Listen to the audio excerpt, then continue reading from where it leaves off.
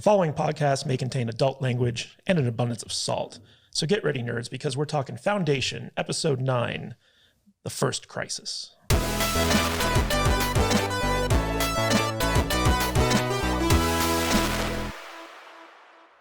Hey everyone, welcome to the Salty Nerd Podcast. My name is Matthew Kadish, sitting in for our normal host, Alex Almany. He has decided to pretend to be homeless this week, going camping with his family. And we are actually a man down because Tom also decided to leave and go on vacation. So there's only going to be three of us going over this penultimate episode of Foundation. I'm glad I'm drinking tea right now. So allow me to introduce my wonderful panel of nerds for this penultimate episode discussion of Foundation. Son of a bitch. Of course, the barbarian space Viking himself, Matt Vader. How you doing, buddy? Man, you know, when you say the word, the P word, right? We're supposed to drink. Penultimate?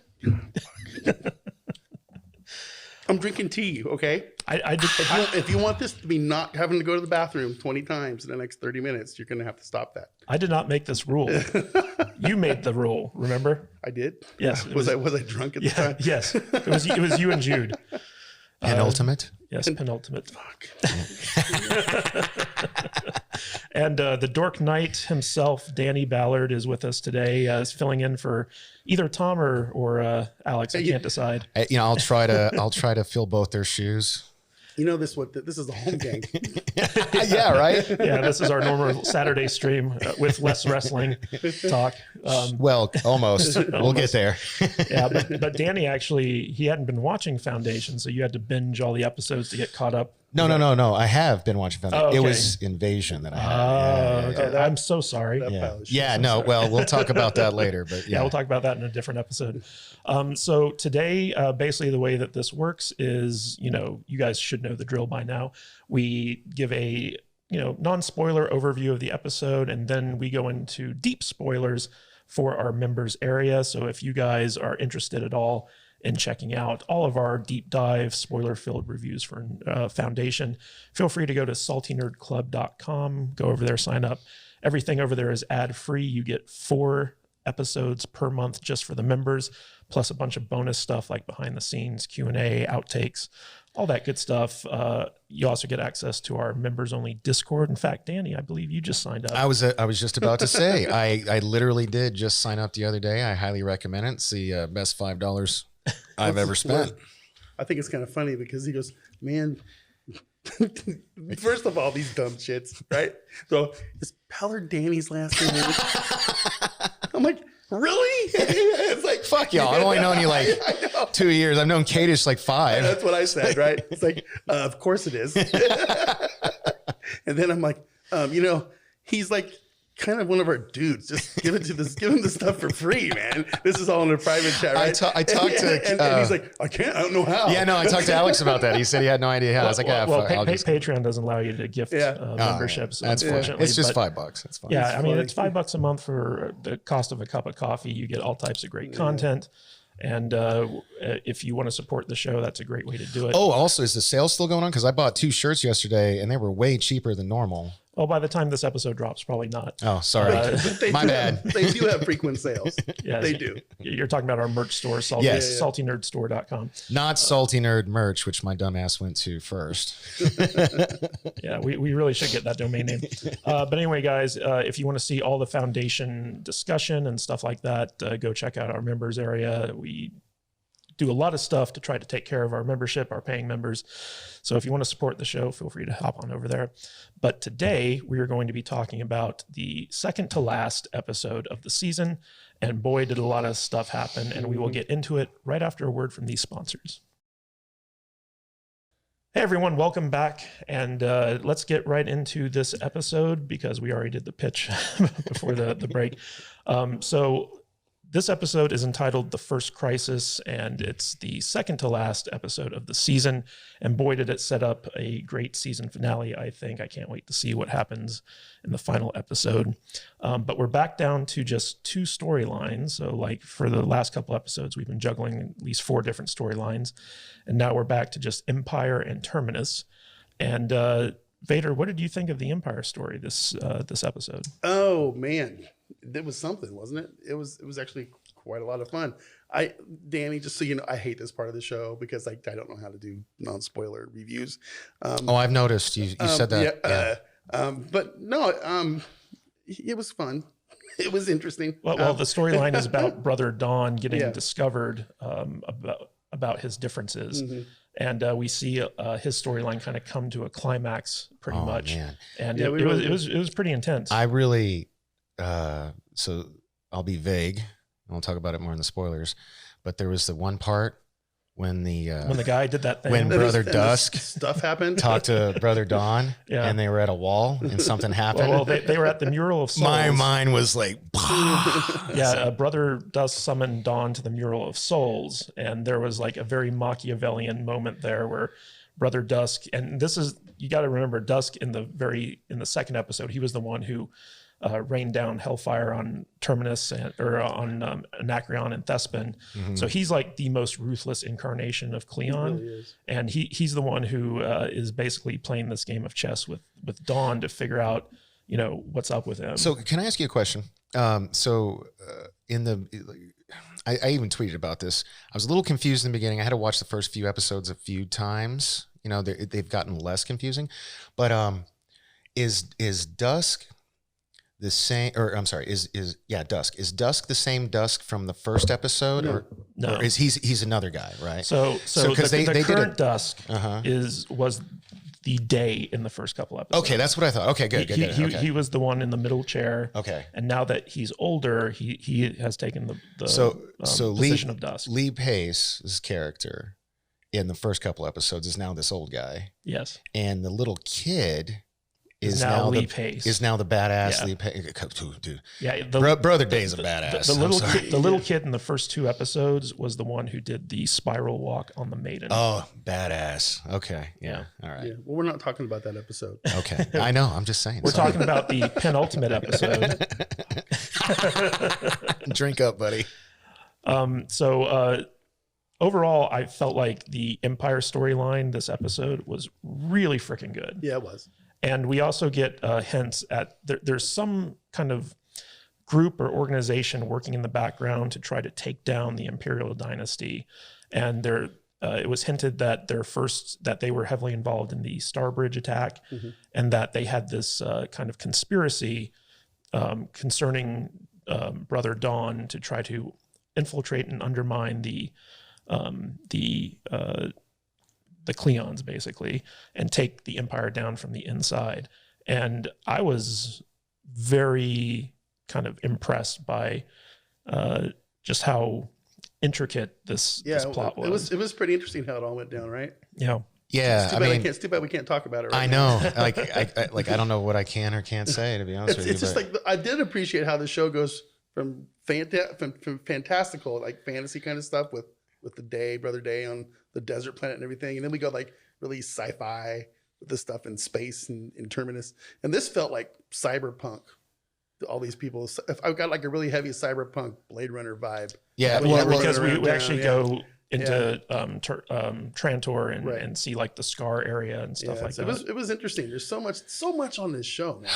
It's I didn't think I was going to like this show at first because it was like really kind of highbrow. That was the word I used. But now I'm into it. I'm following these storylines, and all the book people are screaming. I watched all of your guys's to get ready for today to join you guys. I watched all your reviews, including the ones on saltynerdclub.com after I got my membership.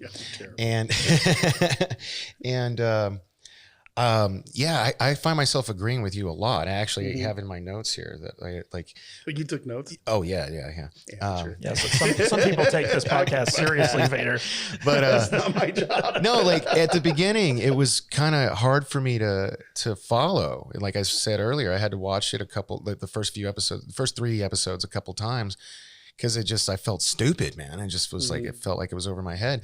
But now I feel like I kind of caught up, and I haven't read any of the books or anything. This show intrigued me with the budget and special effects. It made my eyes happy, but now it's starting to make my brain happy. Yeah, because I'm starting to follow along with things. I really like this show, and I know we're not talking about 8, we're talking about 9, but Dude, episode 8 was probably my favorite. Yeah, episode 8 was good. And it's kind of funny, like once you understand the characters and the universe that the story is set in, and you kind of get familiar with that, the story becomes a lot easier to follow. Yeah. And as the show kind of expands its horizons, and it's going to be showing us like all these, the broader Asimov universe, it should be interesting. In fact, we got a couple of lore drops in this episode where they talk about the Robot Wars and something called the Golden Horse Rebellion. And I'm like, ooh, what's that? Because I don't remember that from the books at all. Well, none of this stuff's in the books, right? Not necessarily. They take little things from the books and take them in a completely different direction. What are these books you guys are talking about? Yeah, right. Books. Yeah, paper Kindles is what they're called. So we have to read? What? Oh, I have a note on that. Like, it's bad enough I got to read the subtitles. But whatever. So that was the Empire storyline. So overall, what did you guys think of it? Were you happy with it? We'll talk about it more in the spoiler, but like, man, Brother Don did dirty. That's all I'm going to say. Spoiler? I didn't say nothing. God. That's not a spoiler. Well, some things happened. But stuff happened. Yeah. No, I'm really happy with how this is going down. I'm curious to see what happens next. Yeah. Especially, the way that episode ends with, I can't even say anything. It's hard, right? It is. We're not good at spoiler. All right. So let's talk about the Terminus storyline, because this was the other big storyline of the episode.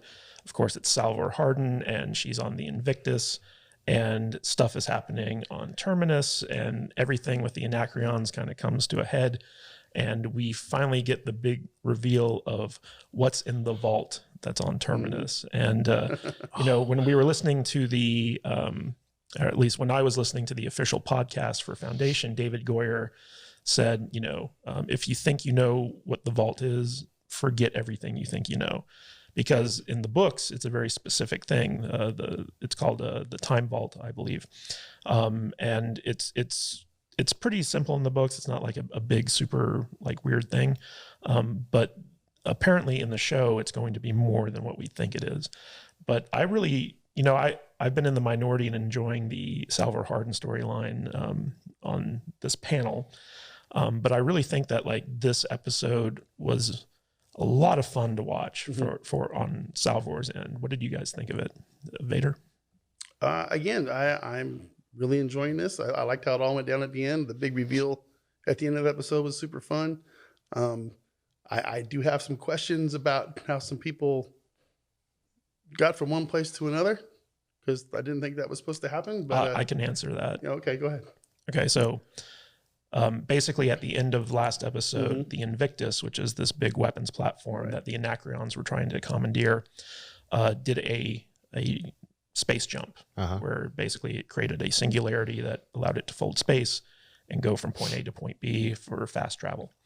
And when it did that, in this episode, all the Anacreon Lancers that were attacking it and Hugo's ship, I believe it's called the Beggar, all of a sudden appeared, where the Invictus came out of its jump. Isn't that a spoiler? Because didn't everybody think he was dead? No. I think you just spoiled something. No, I'm talking about Hugo's ship. Oh, okay. The Beggar. So I just spoiled something. Shit. Sorry. I mean, like everyone knows that Hugo's not dead. So. Well, I didn't. You watched the episode. Well, okay. So anyway, the question is, how did the ships show up around Terminus when the Invictus kind of, came out of its jump? And in the show, they actually say, you got caught up in our quantum wake. And so like, basically the idea is that there's this field that happens when the singularity is created, and it sucked in all the surrounding ships and asteroids that were around the Invictus and brought it with them on the jump. And so there's this. That's what happened. Okay. Yeah. Right. And so there's this idea that if you're too close to a ship that has like this big, jump, quantum wake in its jump, you get sucked in with it. And so it basically jumped everything in its radius along with it to its final destination. They didn't really explain it that well in the show. No.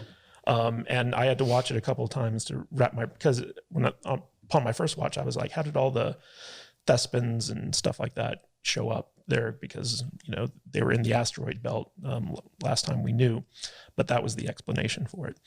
So Danny, what did you think of the Terminus storyline? I'm actually really digging it, but I just to kind of go back to the whole how a lot of this stuff is over my head. Is Salvor a descendant of Gale? So we're going to be talking about this in the spoiler section where we have our theory about what Salvor's lineage is. Okay. So we'll go into it there, but overall, just what did you think of like the storyline leading into the finale? Oh, I love it, man. Like I'm on board. She's gosh, I don't know what to say without spoiling. Like the thing with the dude with the thing where they got to the place. That was pretty neat, right? Yeah, it was pretty cool. But I liked it when they did the stuff. Yeah, you know, when the thing happened. Yeah, it was great. I think we were talking about the same thing. But no, I dug it a lot. You know, I can't wait till the spoiler It's section. like we're in The Sopranos. Yeah, right. It's like, you know, you get to do the thing with the stuff down at the place. Yeah. Did you talk to the guy? The guy. Yeah, okay. You know, okay. And we should call this our Sopranos section. Yeah. Yeah, go ahead. Well, one of the interesting things is that all season we've been having this kind of like thing where Farah, the Grand Huntress of the Anacreons, she's been kind of Salvor's arch nemesis. That bitch. Oh my God. I'm just gonna start calling her Ray. And in this episode, basically Salvor and Farah have their climax. They have their final showdown and stuff like that. So a lot of story threads kind of got wrapped up in this episode, but they also open new story threads leading into the finale. And I'm really excited about it, guys. What do you think is going to happen in the finale? Non-spoiler ideas. I don't know, but Salvor, I bet she could solve a Rubik's Cube. Yeah, instantly. Yeah. It's like, look at it and go, it's fine. If you know, you know. If you don't, watch the episode.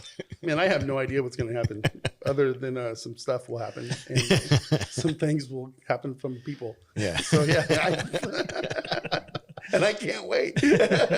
I'm really looking forward to the finale, especially there was a big cliffhanger at the end of this episode where you're just like, oh, wow, this is going to get good. The last 30 seconds was pretty good. Yeah, the last 30 seconds, like I almost stood up and cheered. I knew, was like, yes. I knew you were like, you were like raging right then. It's just like, that was what he was going. Well, it's funny because like if you read the books, you're not really surprised, but I was still like, ooh, like that was a good moment. They did that well. Yeah. Yeah.